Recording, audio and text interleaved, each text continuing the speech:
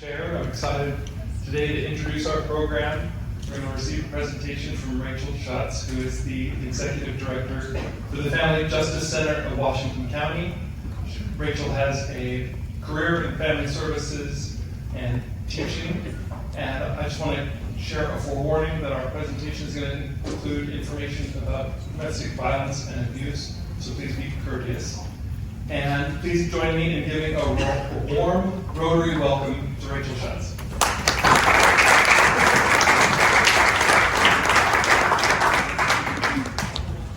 Thank you all so much for having me here today. I really appreciate it.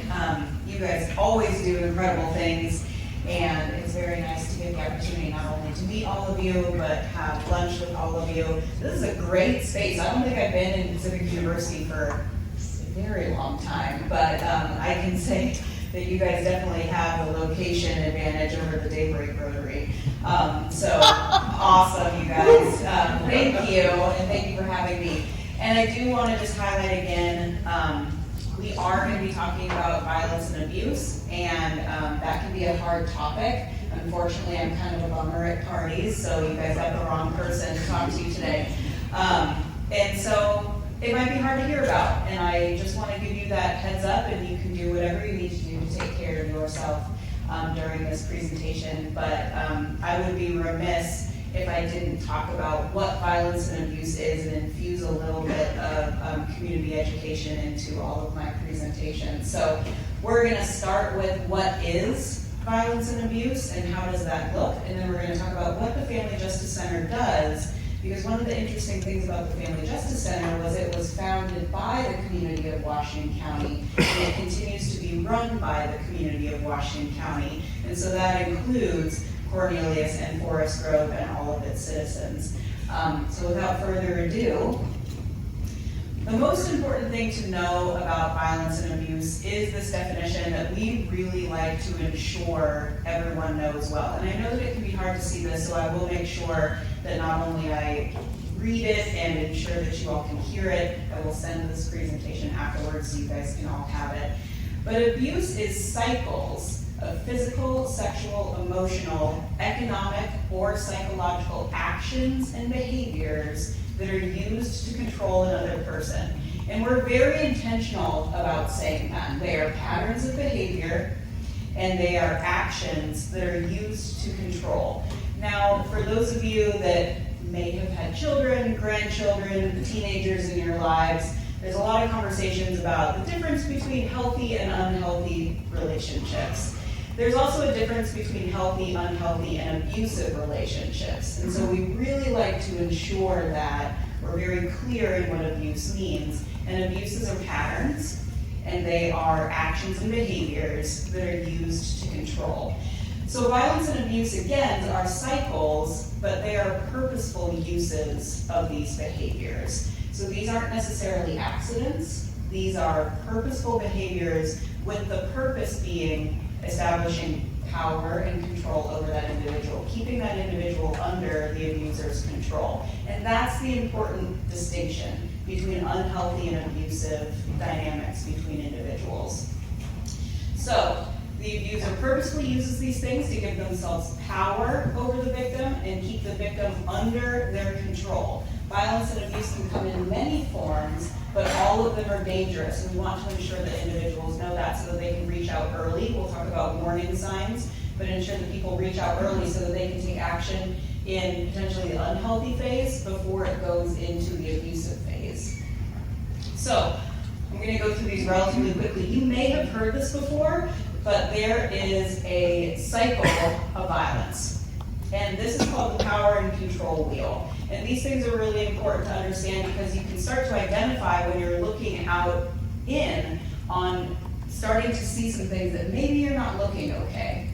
And so what happens in here is, again, actions and behaviors that are used to create power and control over that individual. And those things can look like intimidation, so making somebody really afraid using their behaviors. And that can look like using actions, using looks, making them scared for something that might happen, intimidating. That can also look like isolation, and this one I think a lot of us have heard of before. Keeping them away from friends and family, physically moving them to a different state where nobody else lives, not letting folks access their phones or their social media, those sorts of things, but really isolating. And again, if we think of that in the context of power and control, isolation keeps that person in control and it gives the abuser power over them. So again, all of these, and we really emphasize the power and control dynamic. So those actions and behaviors can also look like coercion and threats. So making and using threats against a person, again, to intimidate, make them feel afraid, threatening to hurt them or things that they care about, threatening to destroy things that they care about, threatening to, and unfortunately we see this one a lot, threatening to report them for abusing them, threatening to take the kids away, threatening to harm their immigration status, threatening to essentially anything that would be of a fear to that victim. It can also look like emotional manipulation, and so that looks like insults, gaslighting, or making people think that maybe they're the ones that are doing it, or maybe I'm crazy, or maybe that didn't really happen. It can look like dominating the person or using their privilege, and really that can look like making all the decisions, treating the person like they're a servant, defining the other person's life role, or denying the person's wants or needs that they have access to. It can look like using loved ones. So this one was one we've probably heard of before, which is using children or pets to make the person feel guilty, threatening to hurt or take away loved ones, using basic needs, so keeping them from using their money, which we call economic abuse, not letting them work, not giving them access to bank account or funds that they can spend, making sure that, again, they don't have power. Their power is taken away from them and they are under someone else's control. And the last one can look like denying, minimizing, and blaming. Blaming the abuse on the victim, saying, if you didn't always do this, I wouldn't have to do this. This is really your fault. This is really all because of you, et cetera, et cetera. So those are the cycle of violence and abuse, and they sort of spin over and over and over again. And these are all, again, actions and behaviors that keep a person under control and give the abuser power. So I'm going to contrast this with this one, which you guys have probably seen before with the 4 phases of explosion, remorse, honeymoon, and tension. So this is also a cycle that cycles over and over and over again. We call them cycles because what we hear from survivors all the time is that what they feel that they are trapped inside of this, that it's like a whirlpool that is just spinning around them over and over and over, and they're just caught inside of it, and they don't know how, and they don't know the way to see an exit. It's like they're spinning around and around and around it, and if only I could figure out a way to stand up, but there's all these things that are constantly happening all the time, and I feel crazy, and nobody believes me, and all those sorts of things. But this is the second cycle that's happening, and I want to point out, this is the cycle of violence and abuse that we just looked at. So that's all those power and control behaviors. And then the power and control behaviors also have these phases that the abuser is going through, with each one of those actions. So in the explosion period, something happens. Physical, emotional, or sexual harm is caused to the victim. That's the explosion of the violence or the abuse. And then what happens is, typically, the person will feel remorse for doing those things. There will be a phase of guilt and apologies, and I'm so sorry, I promise I'll change, I'll never do that again, making everything right. And the victim feels, although very confused and hurt, somewhat soothed. And then what starts to happen is there's a honeymoon period where the abuser is trying to fix everything that happened. Will show affection and adoration, bringing gifts, making sure that everything's okay, doing more than their fair share in the relationship, and things feel really good. And to the victim, it feels really good. It feels like, wow, wow, maybe something's gonna be different this time. Maybe they really did mean it. Maybe we can really get through this, it's gonna be okay. Like, it really looks like they're trying to change, and maybe they didn't mean it, and man, maybe if I just didn't make them that angry, maybe it really is me, and really if I change my behavior, then we can stay in the honeymoon phase. But the reality is that doesn't happen.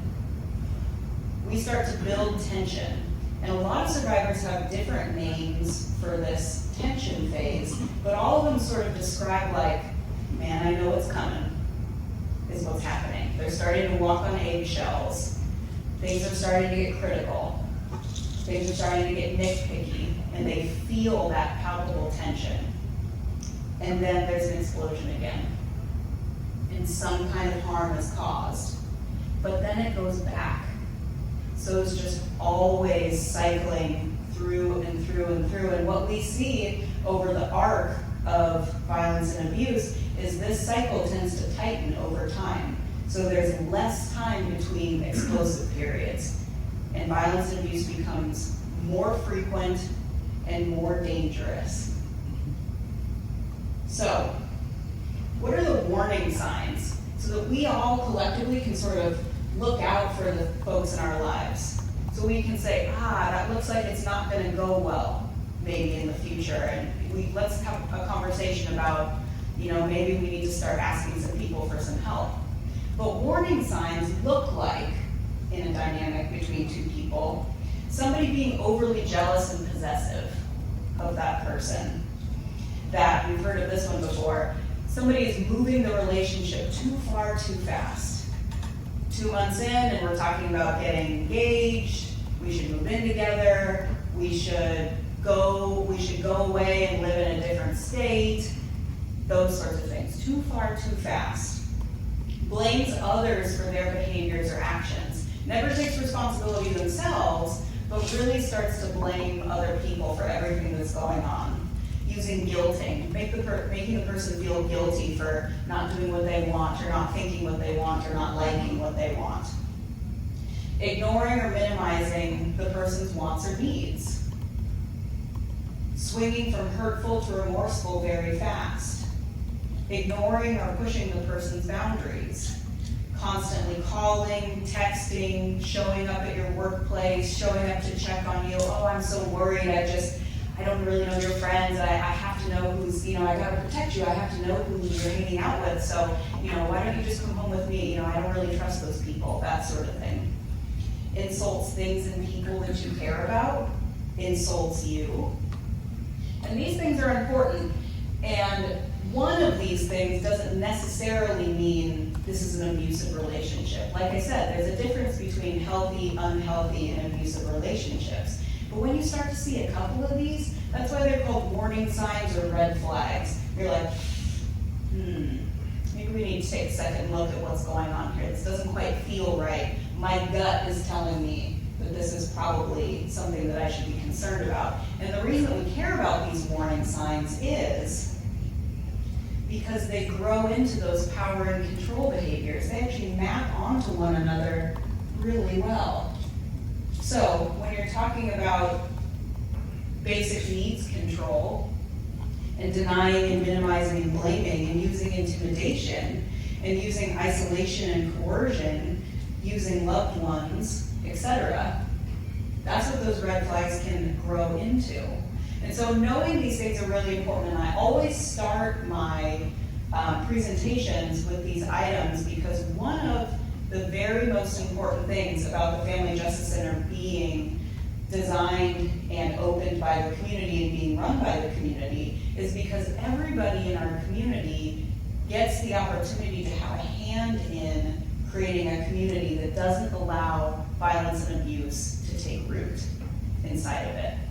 So every presentation that I get to have, I get to tell all of you, now that you know this information, even though it's difficult to know and it's difficult to think that this is happening in our communities, we now all have a little bit more ability to recognize and potentially prevent it from happening. And that gives all of you the opportunity to be gatekeepers, if you are.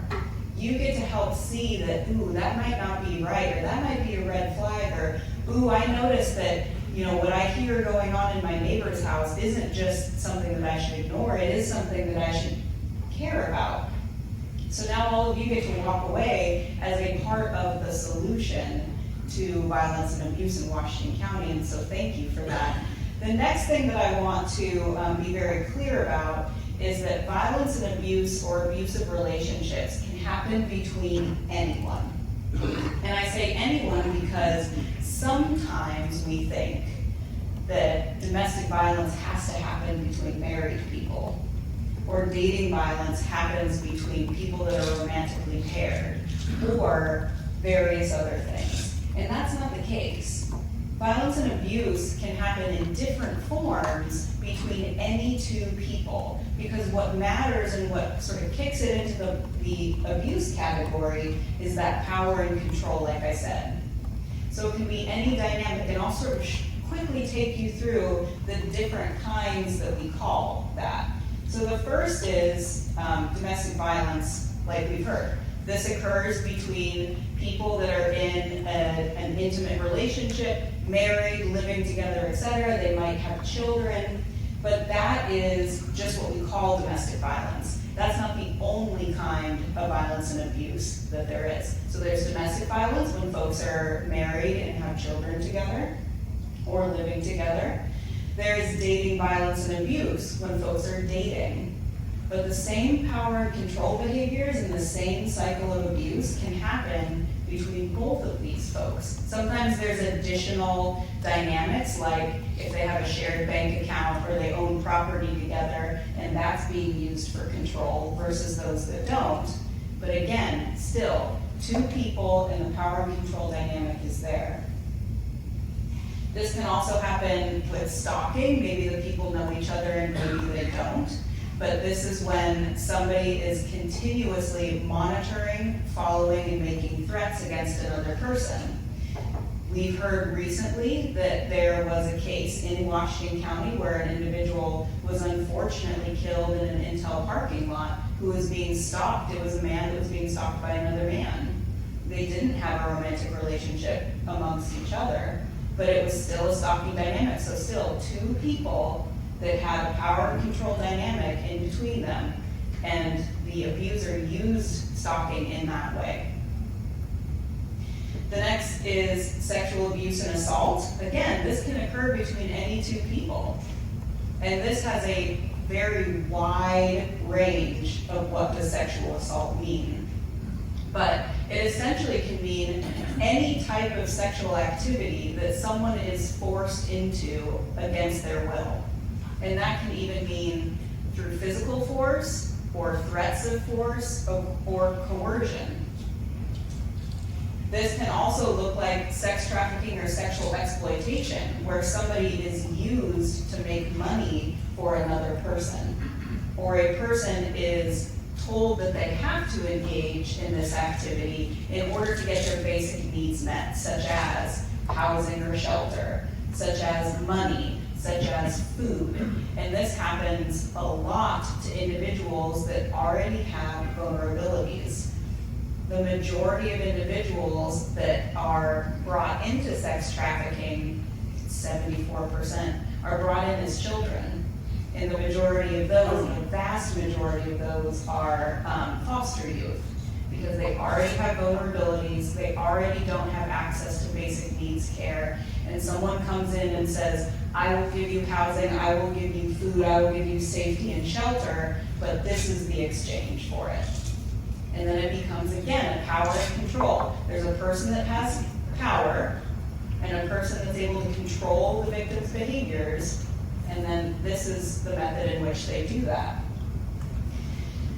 And then there's child and elder abuse. This can happen between an adult and a child. It can happen between a younger adult and an older adult, etc. But again, this is knowingly using power and control to harm another person. So child and elder abuse happens when a trusted caregiver, a person under 18 or a person over 60, is harmed by the person that's taking care of them. But again, it's still that same dynamic. And then finally, there is the dynamic of family violence. So this occurs inside of a family and affects not just the victims, but it affects all the people that are inside of the home that are witnessing this happening. And this is really important to point out because the impacts on individuals that are witnessing violence, so if they're witnessing physical or whatever kind of violence that is, the impacts on the witnesses is the same mentally and psychologically as the victims themselves. So we see the exact same rates of PTSD and mental health concerns and disturbances amongst children or others that are living inside of the home witnessing it as the victim themselves, which is staggering. So you don't even have to be a victim in order to have the same impacts as somebody who is experiencing the abuse. So, knowing all of these things, our community said, we need to do something more about this. Because the unfortunate reality is that in Oregon, we have higher than the national average rates of domestic violence, sexual assault, and childhood trauma. For a lot of folks, that's really surprising. Why would Oregon have higher rates than the national average of something that is so insidious and awful? That is a very long conversation, but suffice to say, we do, unfortunately. Our rate of domestic violence is 40%. Our rate of sexual assault is 54%. And our rate of growing up in a home with childhood trauma is 69%. 69% of our children grow up in a home that leaves lasting impacts of trauma on them. And I think we're starting to see that. We see the downstream impacts now of what's been happening for years and years and years, and some of those downstream impacts are high drug use, homelessness, involvement with the criminal justice system, involvement with high levels of needing medical care, involvement in or lack of economic resources, disrupted jobs, disrupted educational attainment. When we look around at what we're seeing happening in Oregon and nationally, we're seeing all of those things really badly here.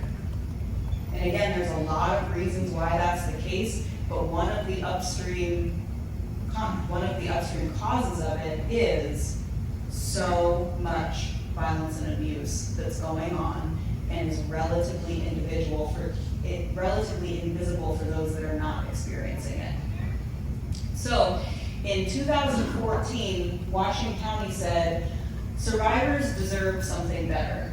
Prior to there being a family justice center, there was lots and lots of agencies that were trying to help survivors in the way that they knew how. There was the police departments that were doing so much work. There was the court that was doing so much work for survivors. There was agencies such as the Domestic Violence Resource Center or the Sexual Assault Resource Center, and they were all doing amazing work. And then there was places like Community Action that was helping with people's rent and trying to get them hotel rooms and trying to get them stabilized.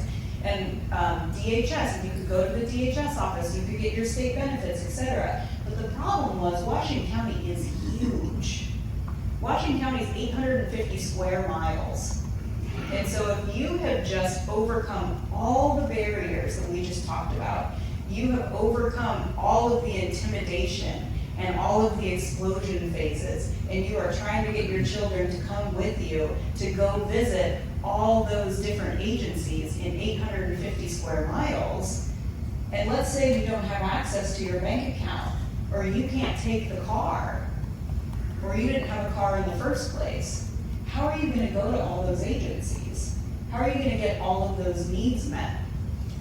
The other thing that all of our community leaders knew was that it takes 7 to 10 times for individuals to break out of violent or abusive relationships. And that's not 7 to 10 times because they didn't really want to, or they kind of changed their mind. It was because it takes that many tries to actually get all your needs met, to actually not be pulled back into the cycle, to actually safely leave.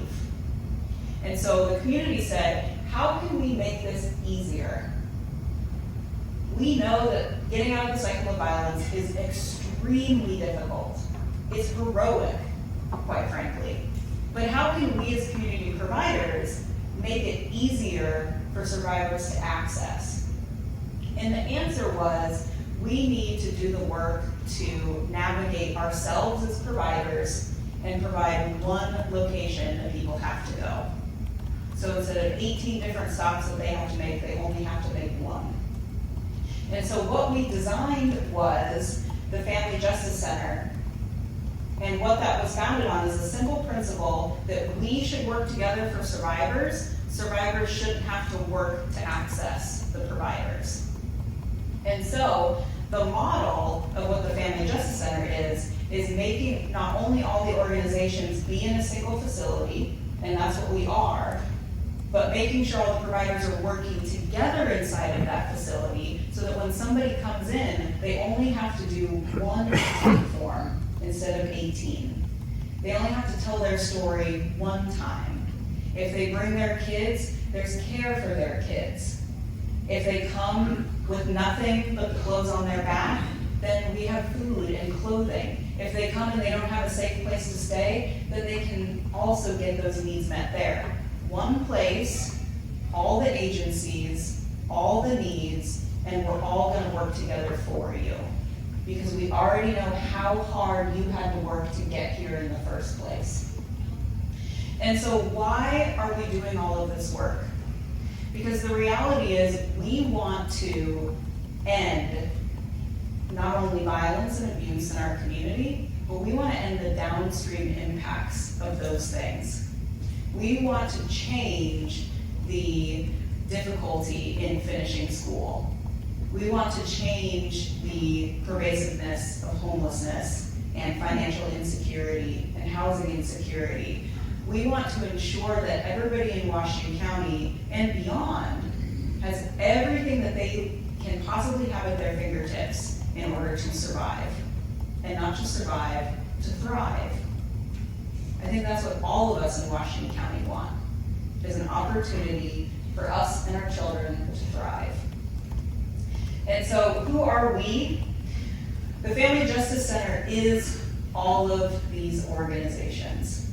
So currently we have Oregon Crime Victims Law Center, the Sexual Assault Resource Center, Disability Rights Oregon, Oregon Law Center, the Domestic Violence Resource Center, Community Action, Family Skill Builders, the Washington County Sheriff's Office, Beaverton Police Department, Hillsborough Police Department, Oregon Department of Human Services, Safety Compass, CARES Northwest, Abuse Recovery Ministry Services, the Judicial Department, meaning the Washington County Circuit Court, the District Attorney's Office, and the Victim Rights Law Center. So we are 18 different partners working out of a single facility, collaborating to ensure that when somebody arrives, they have the ability to get all of their needs met there, even down to, we have a courtroom built into our facility. So when you come to the Family Justice Center, you can get a restraining order on site. You don't have to go to the courtroom. You can have all of your hearings done in the safety of the Family Justice Center,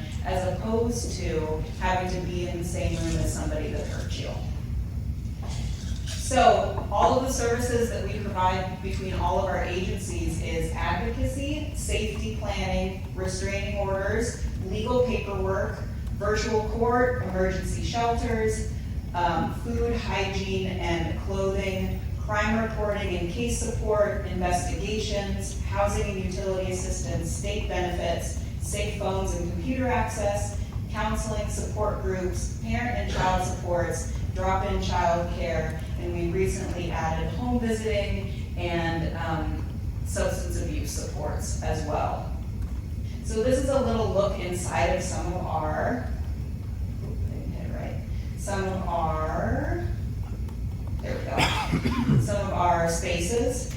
So inside, like I said, we have all these different agencies, and that means we have all these different spaces built out. So we have child care room, we have a food pantry and clothing closet, we have showers, we have a client living room where clients get to relax, we have a client kitchen so they can eat and have food when they're on site, courtroom, trauma-informed interview and counseling spaces, and then also support groups and education rooms.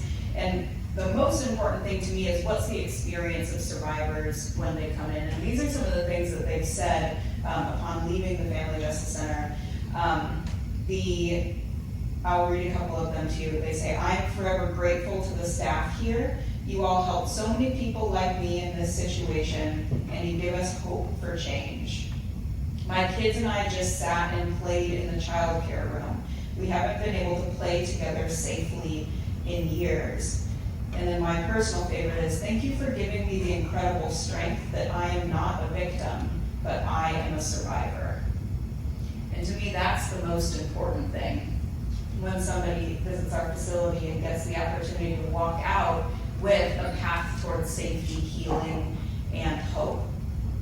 And I'll leave you with, these are the numbers of individuals that we have served. In 2021, we served 1,902 survivors with 2,628 services. But unfortunately, the need, because of the pandemic and because of everything that we have going on right now, is going quite a bit up. We saw a 328% increase in the amount of individuals that accessed our services last year. So we saw 4,537 survivors, and we provided them with 8,344 services. And so while I would like to say that our numbers are going down, that's actually the ideal for me. Unfortunately, our numbers are going up. And so right now it's more important than ever that you all have sat through this presentation, because now you all can go out into the community and you can notice those warning signs and you can feel empowered to say something. Whereas maybe before that was really scary, or you didn't quite know what you were looking at. But now each one of you has the ability to become part of breaking the cycle of violence and abuse in Washington County, because the reality is, just like our founding, it's only by working together that we can end violence and abuse in Washington County. So thank you so much for having me today. I really appreciate it.